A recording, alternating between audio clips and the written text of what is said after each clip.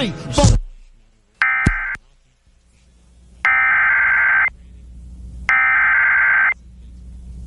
The National Weather Service in Wilmington has issued a severe thunderstorm warning for northwestern Fayette County, Ohio, east central Greene County, southeastern Clark County, southwestern Madison County, until 4:45 p.m.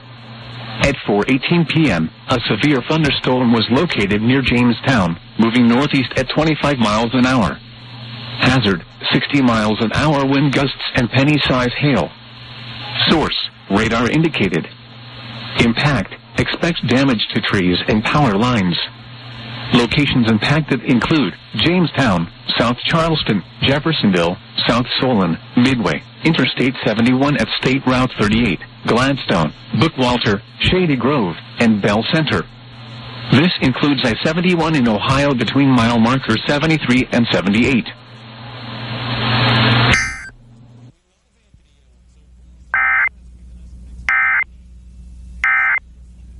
A strong